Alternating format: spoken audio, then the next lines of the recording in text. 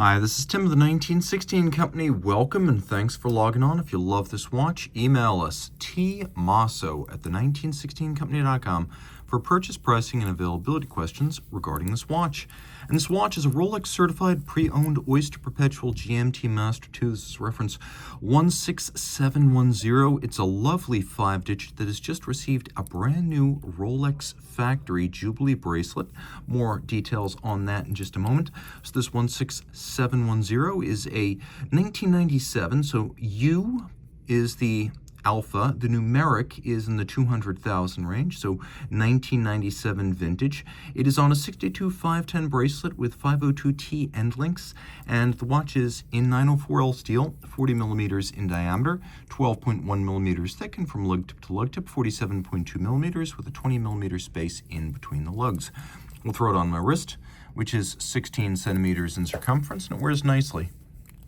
It's very compact. It's more of a formal aesthetic with the Jubilee, though up until the advent of the 6-digit era, the Jubilee had almost always been an option on the GMT Masters. And the watch, of course, featuring the GMT Master II capability to display 2 distinct time zones on the dial, 3 if you include the bezel. I'd recommend it for a wrist as small as 13.5 centimeters circumference because it is not a solid end link bracelet. You can see on my 16 centimeter circumference wrist how much clearance I have on either side of the watch. The bracelet struck me as remarkably solid, sturdy. With so little play, I had to double check, and in fact, the watch did have service paperwork describing the fitment of a Rolex factory replacement Jubilee bracelet. So this is as tight as the day it would have left Geneva had it been part of this watch back in 1997, giving it a very cool aesthetic and an unusual one in combination with the so-called COKE bezel, but also the fact that there's absolutely no give and extraneous play makes this an enticing addition. Now, taking a look inside, you can see that we are hollow end link and hollow center link era Jubilee. Removable links, though, are still fixed in place using screws. The clasp is wonderfully tight and sharp due to the fitment of the new bracelet. You can see how well defined the 5-point coronet is, as well as how snappy and tight the tolerances of the clasp are. You can see the inside of the clasp, which we'll demonstrate right now.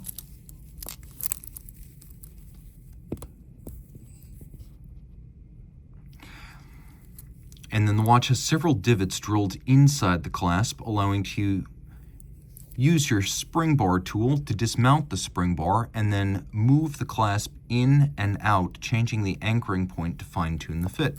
The case is beautifully executed. You can see here we have a combination of satin finish atop the lugs, polish in profile. Note that the lugs are very full, that on both ends they are completely intact. The watch has been very well, professionally, and infrequently refinished in its time, to the point where some of the original lug bevels are still visible in places. There has been some refinishing. You can see, for example, we have a little bit of diminishment of the metal right here, but in no place is a spring bar sticking out from the end of the lug. It is in excellent shape.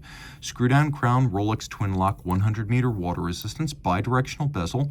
You can see the so-called COKE bezel that debuted on the original GMT Master II back in 1983, and so the combination of the light and the dark designed to act as a rough cue regarding where it is currently nighttime.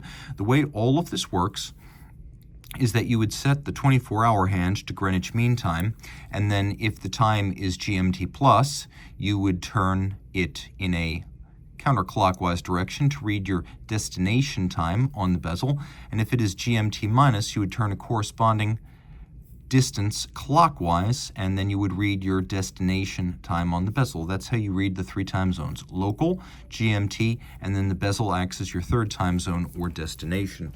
We'll do a quick loom shot here. It's always a question when you have one of these dials whether it is a tritium dial. In this instance, you can see that the watch does fade out quite quickly. And I can tell you that looking at it in person, it is a dying quail, as they say in baseball, when the baseball sinks straight into an outfielder's glove. And this is authentic tritium. Now, what else we have is a black lacquered base, and then we have white gold hands and indices. These I Ideas here being that with white gold, they will not tarnish, oxidize, or discolor with time. Now, we do have the two separate time zones. I'm going to demonstrate how this works.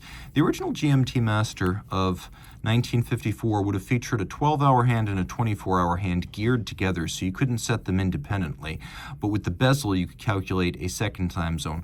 Well, now you can calculate 3 because 24 and 12 are independent.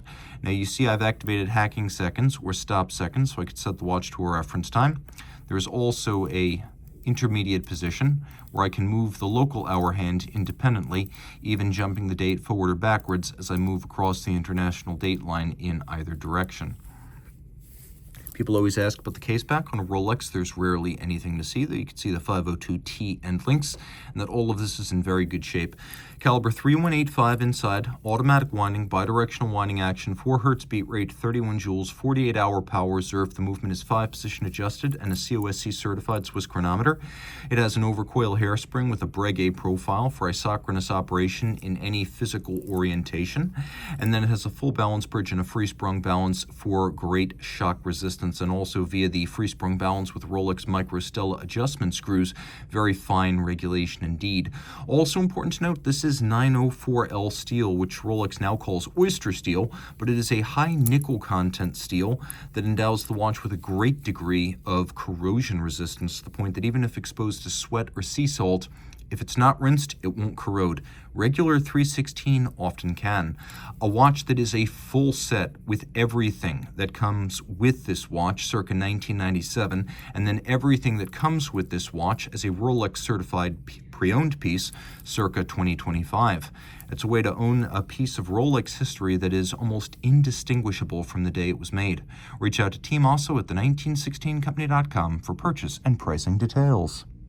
Rolex Certified Pre-Owned watches are backed and authenticated by Rolex. Should any reconditioning be necessary, it will be to a Rolex Certified standard, and any parts invested, Rolex Factory Original.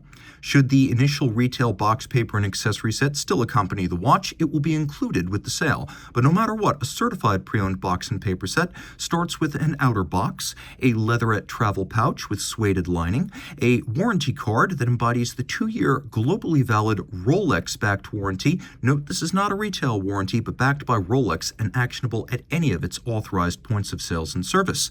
A leatherette wallet includes the warranty terms and conditions manual. A holographic hang tag marks this as a certified pre-owned Rolex watch, and a manual details Rolex's values as a company, the certified pre-owned program, care, feeding, service, and use of your Rolex, locations of points of sales and service, and details of Rolex.com. Rolex certified pre-owned watches are backed only by Rolex.